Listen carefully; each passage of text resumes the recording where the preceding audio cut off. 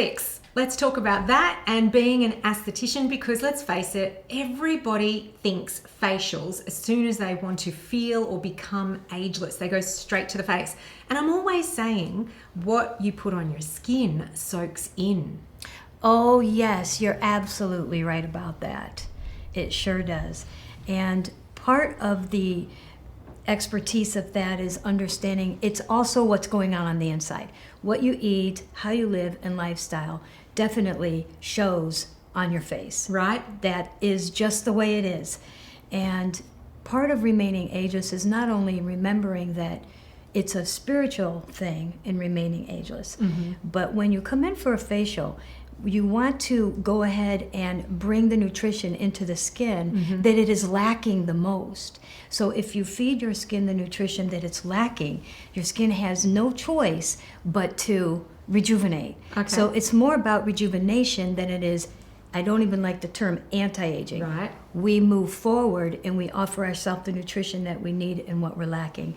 Then the nutrition can go in deep and really instigate the rejuvenating effects. Oh, this is going to get really juicy, this episode, because we're talking about almost like embracing aging and even being, I guess, very mindful of the language that you're using and not calling it, anti-aging.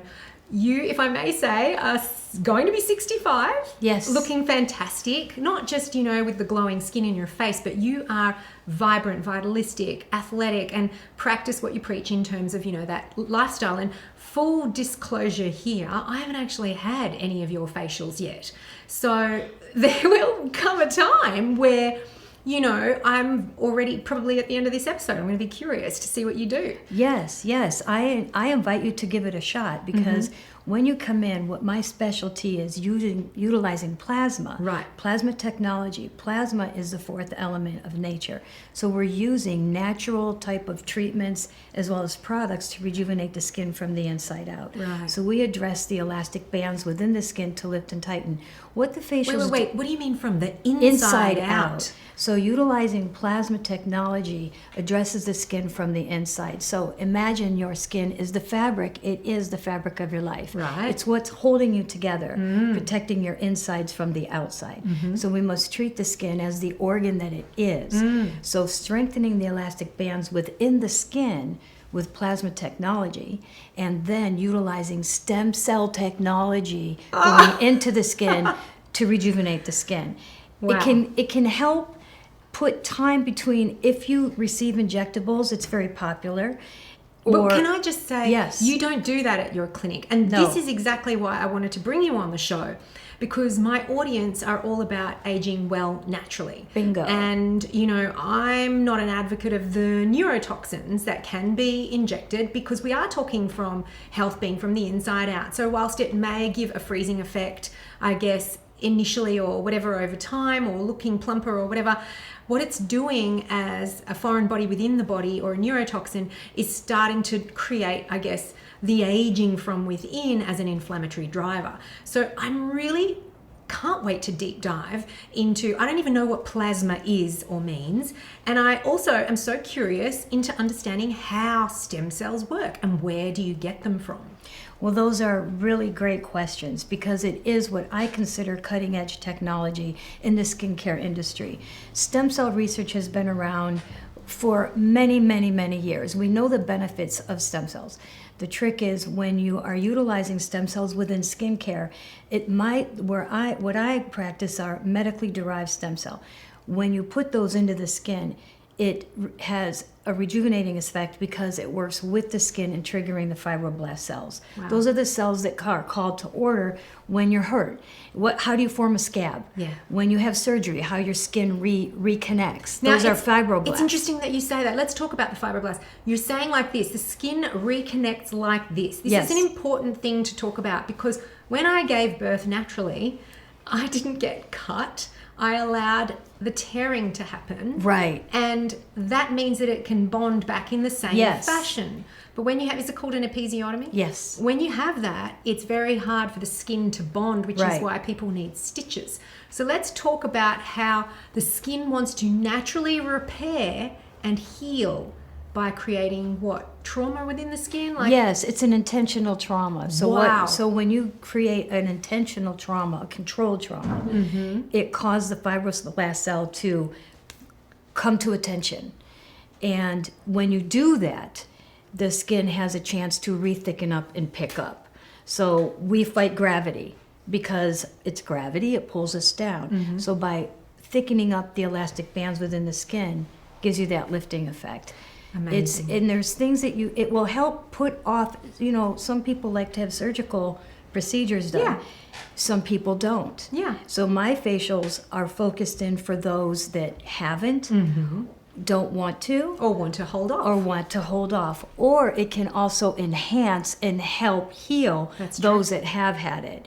So it's not, it's utilizing the body to do the miracles that it's intended to do by allowing the body to heal and rejuvenate from the inside out and offering it the nutrition that we can, gives you what I know that it's ageless skin. Yeah. Aging is a reality, but what you can do is embrace it along the way and offer yourself the nourishment that it needs. Work with your body, work with your skin, help it do what it's naturally designed to do. I think this is becoming a bit of a running theme in the whole series about understanding how the body works to heal, giving it this opportunity to naturally slow aging. And I'm fascinated that even with facials and the way you're treating people's faces is just the same philosophy. I'm really fascinated. But stem cells, where do they come from? Is it the umbilical cord? Explain to every person. Well, stem cells can come from multi-source.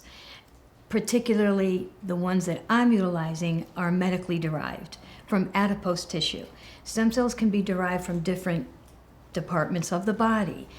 The ones I'm using are medically derived from adipose tissue so that they're clean and it's ethical. And they are encapsulated with exosome technology, which is the breakthrough technology as of today, so that they are preserved and they can actually work. Right. That's the trick to it. You have to have the real deal. Oh, wow. Well, Yeah. that's important that we know that, we've got to look for where they're coming from. Yes. And I mean, how does it work to put it on your face? And if it's really helping to rejuvenate the face, just put it on my entire body, please. I wish. I tell everybody, I wish I could take a bath in it. But the reality is, you have to break the top layer of the dermis. You have to get it down inside. So when you come in for a facial treatment, we open up channels with the plasma, which are microscopic. You cannot see it. You can feel it, but you can't see it. Right. So there's no injury to the top layer of the dermis. There's no visible injury. But we open up the channels, microchannels, feed in the stem cells where they can work on the inside. Then you can take home the serum and continue the application at home. You get education on how to apply and how to utilize it. That's the deal. It's sustainable. Love it. Is that when you're utilizing those ingredients, you're feeding your skin what it's missing. Because we do always create stem cells, but not at a very high rate as we age. So by offering it what we're not creating on our own to the height of which we'd want, that's the rejuvenation effect. And so on that note, because we do produce squalene, which is one of my favorite things Yes. to talk about, you can only get squalene, the body produces it, it starts to lose it about the age of 30, Yep. and you can only get it from an olive plant. So Yes. I've used olive squalene before. I've forgotten all about it until now, but I had used it for a couple of years, and it feels wonderful. It's so much better than a rosehip oil because you're replacing what the Right. skin was losing. Right. So by giving yourself what you lack, that's how you rejuvenate. Not only in skincare, but every aspect of your existence. The running theme. Yes, if you replace what you're lacking with some supplementation, it can be anything. When you replace what you're lacking, you rejuvenate. Love this. And so let's dive deep now into the philosophy of what you put on your skin soaks in, because skin is a carrier, not a barrier. Do you like the way it rhymes? Our skin is a carrier because we're a sponge. We absorb. as our existence as a human, we are very porous. We listen to information, we absorb it. We eat food, we absorb that nutrition. We put things on, we soak our body in water. We go to mineral bathing. We are a porous sponge. We do need to be very careful of what we put on our sponge, that it's non-toxic. Right. Regarding beauty products, Yes. regarding skincare products. Let's go on about it. Non-toxic beauty is a big issue. So let's talk about the really bad things that we need to avoid that's actually aging us in toxic beauty care. Preservatives, chemicals. You have to read the container. You have to flip things over and read it. Think of your skin the same as you think of your mouth. Yes. You read a label before you put something in. Yes. You make sure that there isn't a pesticide on your apples, right? Well, we hope so, because, you know, if you wouldn't put it in your mouth, why would you put it on your skin? Bingo. So you must be careful about even the eye makeup that you wear. The preservatives and all the... I promote mineral because at least it's a natural thing. If you're at, I do a whole education with my clients on what to choose over the counter, how to get the best ingredients for your skin type. But it's being mindful, reading the containers, the same as if you're putting something in your mouth. It's just as important. Even the fabric on our clothes have dye in it. It's all a chemical. Yeah. What are some everyday things that you can do on a preventative level? Even if you're younger, people might be watching and they're not even in their 50s or 60s like us. But, we have to start early, right? So our faces are exposed to all of the elements, and then we're talking about toxins. So what should we do? Well, number one, it's never too early to start educating our young ones or our older ones. It's never too early to start protecting your skin. And my number one thing is to the young gals, lay off the makeup. Right. It's full of toxins. Okay. If you do a makeup, go for a plant-based, number one. Wait, that is huge. Yeah. So there are so many glues in the false eyelashes that are very aging. Very toxic to the Damaging. eyes. Very much so. The eyelash extensions, the way that they are put on, the adhesive is got formaldehyde. Right. All of them. The formaldehyde ruins your vision. Yes. It's cute to try once in a while, but the everyday thing, you're risking your sight. You're Don't get me risking started. your sight. I was going to say, don't get me started on the magnetic lashes. That must be the worst to put on. There's a lot of things that young people are using in terms of makeup. It's really great that you brought this up. Natural makeup. I've been using mineral makeup for like years. I haven't found a natural mascara yet.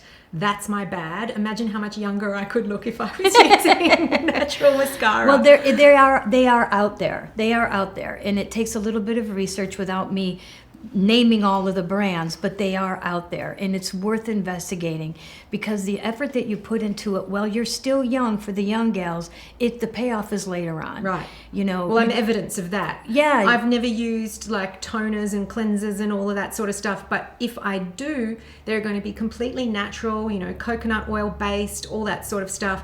But tell me the products that we should be looking for when we are, just cleansing and moisturizing.